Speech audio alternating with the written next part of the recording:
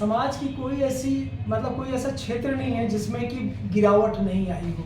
मानसिक रूप से हम विकृत तरीके से सोचने लगे हैं, हमारी सामाजिक अधोगति होती जा रही है। जिस सभ्यता और संस्कृति पे हम नाज करते थे उससे अगर आज हम तुलना करें तो आज हम कहाँ खड़े हैं। तो आखिर इसके बदलाव की शुरुआत कैसे होगी?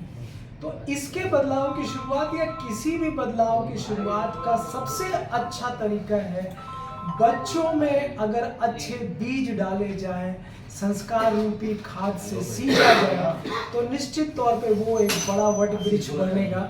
और वही आइडिया है प्रौढ़ टीवी का, प्रौढ़ वेलफेयर फाउंडेशन और रेनेसा यूनिवर्सल का, कि हम समाज के छात्रों के अंदर पर्यावरण के प्रति ये जो अपसंस्कृति है, ये जो दूषित संस्कृति है, उनके खिलाफ हम एक आंदोलन शुरू करें। आंदोलन की ये एक रूपरेखा है कि बच्चे जब सजग हो जाएंगे, बच्चे जब इस अपसंस्कृति के खिलाफ लड़ने लगेंगे, वो पौधों का महत्व समझेंगे। वो जब समझेंगे कि नहीं हमें पौधे काटने नहीं है, पौधा हमें बचाना है, तब एक नए समाज का निर्माण हम कह सकते हैं कि हो सकता है।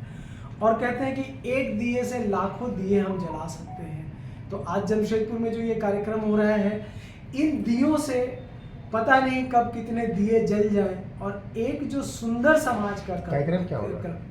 कार्यक्रम कल जो है संगीत समाज टेल्को में है, जिसमें हमारा वो बच्चे पेंटिंग कंपटीशन में भाग लेंगे। पेंटिंग की भी जो थीम है, या कला से या सिंगिंग हो या हमारा जो भाषण का भी है प्रतियोगिता, उसमें सारे टॉपिक्स वही हैं जो कहीं ना कहीं समाज के ज्वलंत मुद्दों को टच करते हैं।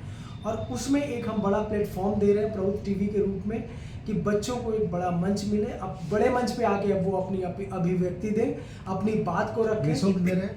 जी, एक वो नॉमिनल सा रजिस्ट्रेशन फ़ी है, बाकी कोई चार्ज नहीं, लेकिन जितना हम रजिस्ट्रेशन फ़ी ले रहे हैं उससे ज़्यादा हम उनको एज ए गिफ्ट प्राइज़, सबको प्राइज़ दे रहे हैं। मतलब फर्स्ट सेकंड थर्ड के लिए तो जो स्पेशल प्राइज़ है ही है, बाकी जितने भी बच्चे हमारे पार्टिसिपेट कर रहे हैं सबको मेडल या कुछ ना कुछ हम गिफ्ट। इस तरह से कितना कार्यक्रम पहले भी आप कर चुके हैं? इसके पहले लगातार यहीं आपके शहर में ही 10 साल से होता रहा है, बोकारो, रांची, बनारस, कई जगह पे होता है, आ रहा है ये लगातार। और कोशिश ये है कि इसकी स्पीड को हम और बढ़ाएं और गति दें, जिसमें आप लोगों के सहयोग की बहुत आवश्यकता है। 10 वर्षों में आपने क्या देखा, क्या बदलाव आया बच्चों में, कोई क्या अवेयरनेस? देखिए बच्चे जितने जुड़े हुए हैं, क्योंकि मैं तो बाहर से आया हूँ, प्रोग्राम करके चला जाता हूँ, लेकिन जो लोकल हमारे लोग हैं वो जो जुड़े हुए हैं, सबसे अच्छा फीडबैक हम लोग को मिलता है स्कूल के प्रिंसिपल से।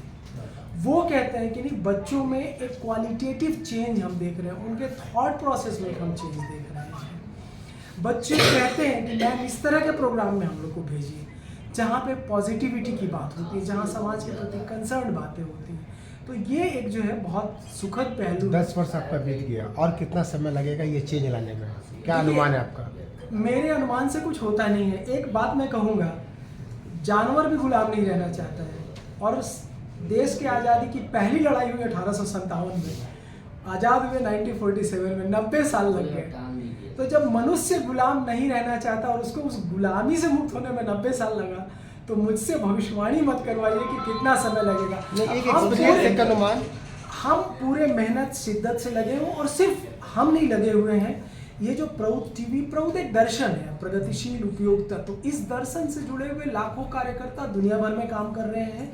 रेनेसा यूनिवर्सल से जुड़ा हुआ एक नव्य मानवतावाद का दर्शन है, नव्य मानवतावाद के दर्शन से जुड़े हुए लाखों कार्यकर्ता काम कर रहे हैं, और आप लोगों का सहयोग रहा तो मैं कह सकता हूँ कि बहुत जल्दी, शायद थोड़ा आशावादी ज़्यादा लगूं, बट मैं तो मानता हूँ कि 5 से 10 सालों में बदलाव आ जाए तो इससे सुखद कुछ नहीं। क्या परिचय आपका हुआ? मेरा नाम राजेश सिंह है और मैं प्रौढ़ टीवी का चेयरमैन हूँ।